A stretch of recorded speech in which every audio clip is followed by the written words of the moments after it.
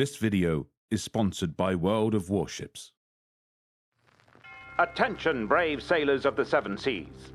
Gather round and witness the mightiest naval spectacle of our time. Welcome to the World of Warships, where courage, camaraderie, and valor unite against the tides of tyranny.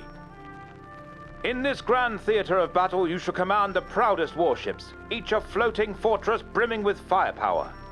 Set sail on epic missions, where every decision you make will shape the course of history. As you fight for liberty and freedom, stand shoulder to shoulder with your fellow sailors, forge unbreakable bonds, and become an unstoppable fleet, united by a common purpose: victory. Battle across 40 maps, with a plethora of battleships, destroyers, cruisers, aircraft carriers, and submarines. This month only, you can go to battle as characters from Azur Lane and show off your favorite characters with new Azur Lane-themed skins. World of Warships. Your destiny awaits on the high seas. Enlist now and join the fray. Download World of Warships using the first link in the description. Use the promo code Azur555 during registration.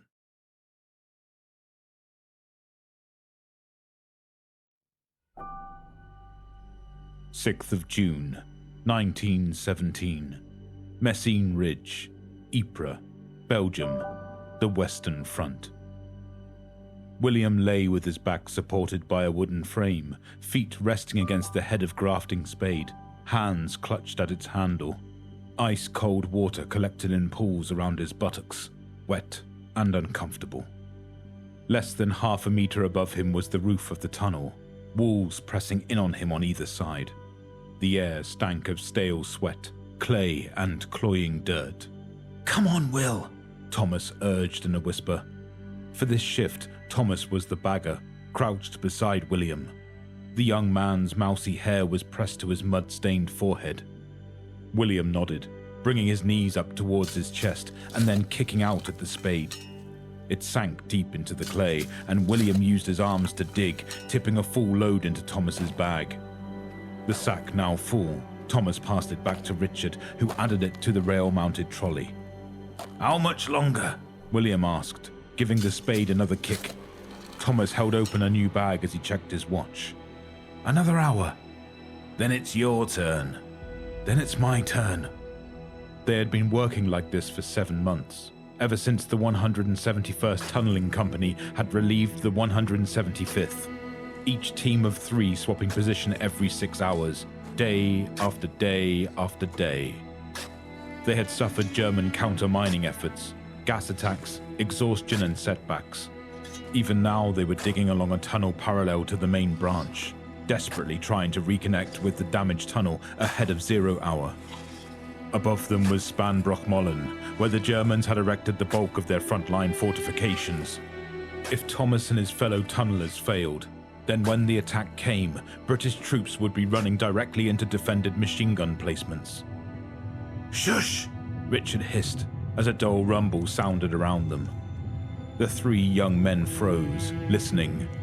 William scrunched his eyes closed. Above them was 27 meters of compacted clay and groundwater, pushing down on the buttresses with aching force. If the Germans set off charges close enough, all of that earth would collapse on top of them, crushing their bones and smashing the breath from their lungs. William just hoped he would be killed instantly. He didn't want to suffocate in the dark, drowned in wet clay. "It stopped," Thomas whispered. William nodded and returned to digging. The worst thing was that there was nothing they could do. Clay kicking was much quicker and quieter than the Germans' picks and shovels, but each kick still sent a soft reverberation through the clay, potentially alerting the enemy to their work. All it took was a bit of bad luck. For 7 months, the difference between life and death had just been luck. William tried not to think about it as he kicked and shoveled. The exhaustion helped.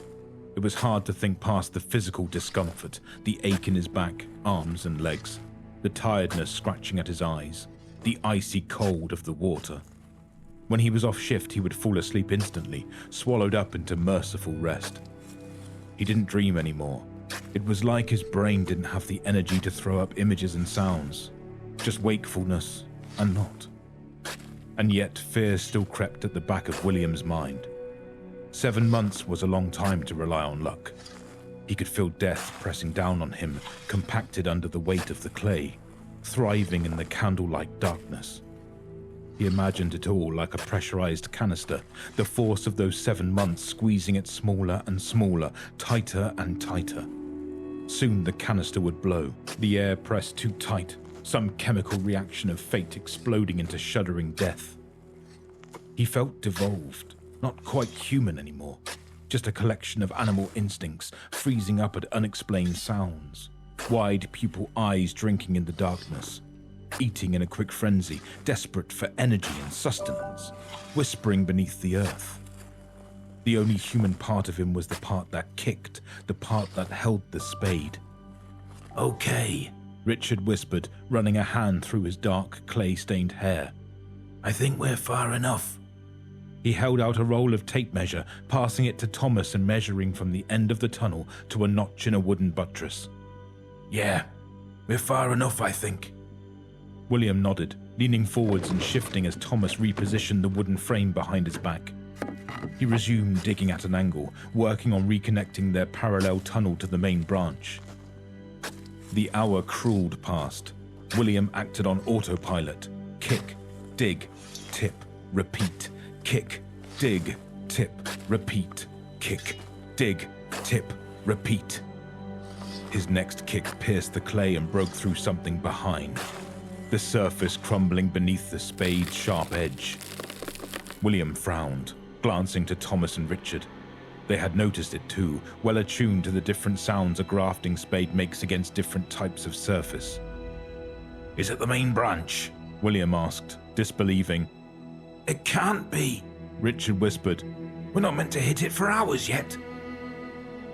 "Are those stairs?" William leaned forward to see what Thomas was pointed at, eyes widening.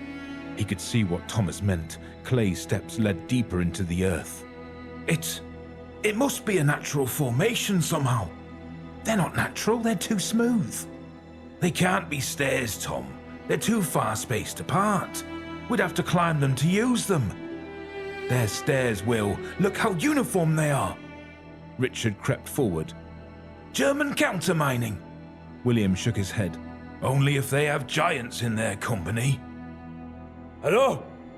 They heard someone call up from the depths. Y'a quelqu'un? C'est réel? Whoever that is, he needs to stop shouting, Richard hissed. William nodded. He scrambled forwards towards the stairs, taking a candle from Thomas. "Be careful, Will." Allô? William eased himself over the first step, sitting on its lip and lowering himself down. He made his way downwards as quickly as he could without breaking his neck, blind to the murals on the walls of the tunnel. His only focus was making the descent, the candle struggling in the blackness. Thomas and Richard's faces swallowed up by the gloom. After a dozen or so steps, he saw the Frenchman. He was wearing the horizon blue cloth of the French army, but his overcoat was tattered and torn and covered in clay stains. William sized him up, taking note of the Lebel pistol in a holster at the man's waist. The stranger had a pronounced forehead and a rough, unkempt beard. His face was dirty, lined with panicked exhaustion. He stared back at William, his eyes wide and wild. William brought a finger to his lips. "What in God's name are you doing down here?" he asked in a whisper. Comment êtes-vous arrivé ici? On doit partir, on doit sortir et fermer l'entrée. Slow down.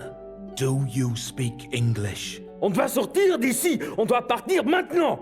The Frenchman darted forwards, grabbing for William's sleeve. William jumped back, almost dropping the candle. Don't do that! Calm down! Vous ne comprenez pas? Le diable est ici! Le diable est ici! On doit partir! The Frenchman pushed past William and started climbing the staircase, ignoring the Englishman's protestations. William gave chase, but the Frenchman seemed possessed with manic terror, soon clambering beyond the light of his candle. Cursing under his breath, William followed best he could, Putting the candle between his teeth, he climbed, wriggling as he hooked a leg over each ledge to heave himself up and over each stair. By the time he reached the top, the Frenchman had stopped, staring at the wall and ignoring Richard and Thomas's attempt to talk to him. Panting for breath, William followed the Frenchman's gaze and saw the murals for the first time. He frowned. The murals depicted a scene of pagan worship. In the background were strange, pyramidal buildings, but the depth perspective was confusing and disorientating, as if belonging to a bizarre geometry alien to Euclidean order. Tall, humanoid figures reached out to the sky, their arms monstrously thin and long. But what focused William's attention most was what they worshipped. A great, billowing mushroom cloud that seemed to reach out further and further across the horizon the longer William looked. No, The Frenchman stuttered, staggering backwards. no. Thomas No. hissed an urgent warning, but it was too No. late. As the Frenchman staggered back, he stumbled over the lip of the top stair, losing balance and toppling back. He fell out of sight, the three Englishmen hearing a series of grotesque snaps and thuds as he disappeared into the darkness. Richard's face was pale. What happened? I don't know. He seemed mad. Do you think he could still be alive? William tore his eyes away from the murals. Probably not, he said, bowing his head. But there's a chance and we can't just leave him. Richard glanced back down the subsidiary branch. Quickly then, he decided. If nothing else, we need to know what this place means for the digging. William nodded, helping Thomas and Richard through the entrance. Be careful, he whispered as they navigated the first step. Then there was a huge boom, and everything went to hell. The stairs collapsed beneath them, giving way to a gaping darkness that seemed to stretch forever. The murals shuddered and broke apart as the sloped tunnel caved in, clay cascading in artillery bombardment as the miners fell, infinities rushing up to greet them. For a second or two, the candles told a frantic story of flailing limbs and twisting shadows, but they were snuffed out a moment later, and the men's screams were swallowed up by earth and a loud, bruising thud. When William came to, he had no idea how long had passed. He put a hand to his head, feeling the wetness of blood, but he could move his limbs and didn't seem buried. Tom! He half whispered, half shouted. Ricky! Will? Tom, where are you? I can't see a thing. I don't know. Are you all right? I think so. There was the sound of a struck match, and Thomas's face appeared from the gloom. Blood ran down the center of his forehead, his face streaked with dirt. The two men crawled over to each other and embraced. This is a sticky one, Tom. You can say that again, Will. Thomas passed William a few matches, and they tried to take in their surroundings. The clay staircase was a tumbled mess of broken blocks, like the scattered playthings of an idiot godchild. They had rolled from the wreckage and into a small cavern, an underwater lake shining yellow from the matchlight. Water dripped from stalactites, causing concentric circles of ripples across the glittering surface. In the center of the lake was a small island, some kind of structure or statue sitting atop it, its shape hazy and indistinct. I can't see a way out. Will! Look! It's Richard! Thomas ran towards the broken stairs, William close behind him. They found their comrade partially buried beneath the clay and dug him out with their hands, desperately scratching into the earth with nothing but their nails. The tunneler was unconscious, his face pale and still. When they dragged him from his premature grave, William saw that his right leg was bent at an awful angle, inverted grotesquely at the knee. I'll get him some water. William limped back to the lake's edge, hissing as the match sputtered dark and he was forced to light another. He reached for his canteen, holding it beneath the water as he stared out across its rippling surface. He frowned. A creeping terror scratched at the nape of his neck. The structure on the small island was gone. Tom? Yeah? Something's wrong. We need to... An inhuman shriek sounded across the cavern, a rasping, throaty sound somewhere between a death rattle and a raptor's screech. William jumped back and dropped his match into the water, icy dread slithering down his spine. He heard loud splashes, another shriek. Spinning around, he saw Thomas's terrified face, the young man's match trembling in his hands. A long shadow fell across him. William snapped from his reverie. "Thomas! Run!" Thomas screamed, running towards William as something pounced from the darkness. William had the briefest impression of something huge, with long taloned arms, before he turned and fled with Thomas, running down the edge of the lake as the monster shrieked for a third time. Through blind luck, stumbling from the lake towards the edge of the cavern, they found a tunnel yawning towards them.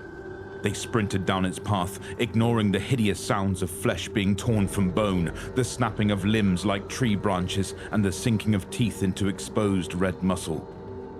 Once more, William felt as if he was nothing more than a beast, a terrified, panicked prey beast, scrabbling for desperate safety far beneath the surface and the sun's light. They smashed through a thin barrier of clay and fell into the heart of some pagan underground temple, made only for mad things born from the darkness. Winded by his fall, William took a few moments to catch his breath. His eyes readjusted as he processed the soft green glow of the walls, the chamber made from a luminescent rock that bathed him in an uncomfortable prickling heat.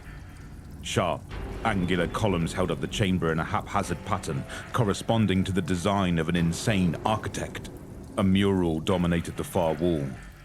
There was no way out that William could see. No escape but the way they had come. "We're trapped, Tom." His voice was broken by a terrified sob.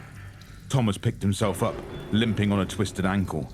He offered his hand to William. "Come on, Will," he said, forcing a brave smile to his face. "Get up." The two young men stood side by side, examining their surroundings. William was right. There was no way out. Possessed by a grim fatalism, they simply looked about, taking in the strange sights. "What do you think this place is?" William asked. He shuddered when he heard the creature shrieking from down the tunnel. "It looks like a temple." "Something old. Something ancient, maybe." William stumbled closer to the mural at the far end of the chamber. "It looks almost like algebra," he said, staring at the symbols on the wall. "Never my strong suit." "Nor mine. Most of it just seems like gibberish. Here's some proper letters, though. E equals MC squared. What do you think that means?" "No idea." Another shriek echoed down the tunnel. It was louder than the one before. "I don't think we'll ever know. Suppose it doesn't matter. I didn't think it would end like this, Will." William turned to face his friend and comrade. He swallowed back tears. "Nor me, Tom." "What do you want to do?" "Suppose we should fight the thing. Give it a go." "We don't even have a spade." "Well, I didn't say we'd give it a good go." Thomas laughed weakly. "You're my brother, Will." William met his eye. "I feel the same." What happened next occurred too fast for William to fully process. Thomas flew across the chamber. He didn't have time to scream. He smashed into the mural and dropped to the floor. His neck snapped. The thing that had killed Thomas now stood where the young man had been standing. William's mouth flapped open and closed, his brain still catching up with what his eyes saw, and then he passed out. William woke on the surface of Messin Ridge. Every muscle in his body felt stiff and bruised. His head was still ringing. He felt nauseous, dizzy. He gulped in the fresh air, almost crying when he tasted it against his tongue. It was almost dawn. William could see the stars stretch across the sky, twinkling coldly in the fading blackness. Though it was clear now, it must have rained recently. William could smell it on the grass and feel it through his clothes. "It's the 7th, he whispered. "It's the 7th.